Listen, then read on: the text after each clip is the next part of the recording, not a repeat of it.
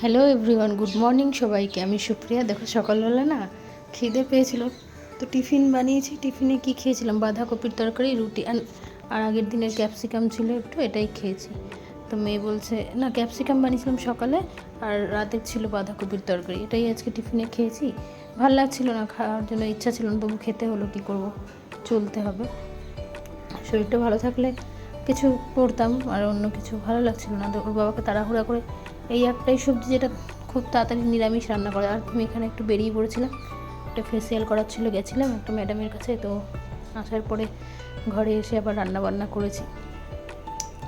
তো কী রান্না করেছিলাম?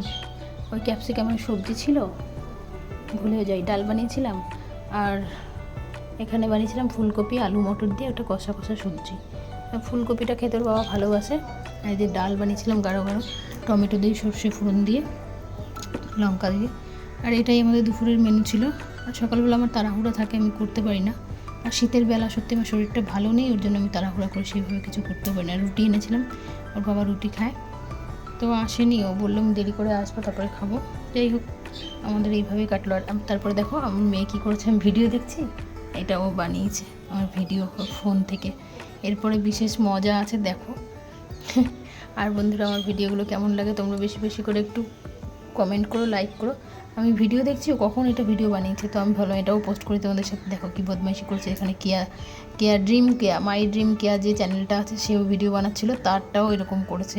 তো আমি একটু মজা করে দিলাম তোমাদের সাথে। এই ভিডিওটা আমি মানে ভিডিও স্ক্রল করে করে দেখছিলাম, আর ও এসে এগুলো করেছে আমার পাশ দিয়ে। আর আমি বললাম চল তোর ভিডিওটা আমি আজকে পোস্ট করে দেখ। আর এখানে আমি কিছু বলছিলাম, এই যে ছোলা কিনেছিলাম, কাঁচা ছোলা, যেটা এইভাবে, এটা গ্রামে পাওয়া যায় খুব। আমার মামা বাড়িতে গেছিলাম, আমার মামার শ্বশুর বাড়িতে, তখন একবার এরকম ওদের নিজেদের জমি, সেই তুলে এনেছিলো, দিয়ে সে উঠোনে উনুন, কাঠের উনুন, এগুলো পুড়িয়ে খেতে খুব ভালো লাগে। দিদা ছিল, দিদা পুড়িয়ে দিতে, বলতো খেয়ে দেখ কেমন লাগে, খুব সুন্দর লাগে। তো এখানে তো আমি পুড়াতে পারবো না, আমার কাঠের উনানও নাই। তো যাই হোক, এটা আমি ছাড়িয়ে ছাড়িয়ে খাবো, দুটো একটা মিষ্টি লাগে। আর আরও নিলাম কেন, মিষ্টি কুমড়ো দিয়ে এটা রান্না করলে খুব ভালো লাগে খেতে, কাঁচা ছোলাটা, এর টেস্ট আলাদা। একটা ভিজিয়ে আমরা কালো ছোলাটা খাই, এই টেস্টটা আরও অন্যরকম আলাদা। তো তোমাদের কাদের গ্রামে যারা থাকো তারা নিশ্চয়ই জানো এই ছোলা কীভাবে খায় তুলে এনে জমি থেকে।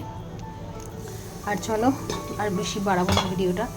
আমার ভিডিওগুলো তো একটু নতুন যারা দেখছো একটু লাইক কমেন্ট করো। আর এই যে রাত্রিবেলা এসে মেয়ে আর আমি একটু শুয়েছিলাম, দুজনে গল্প করছিলাম। হ্যাঁ, ভালো লাগছিল না, দিয়ে বললাম বাবু একটু ওর সাথে একটু গল্প করলাম।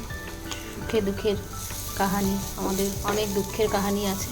যাই হোক, বাদ দাও, সবার জীবনেই কিছু না কিছু থাকে। আর এই যে রাতে রান্না করেছিল রুটি। চলো টাটা সবাইকে, ভালো থেকো সবাই, দেখা হবে নতুন ভিডিও।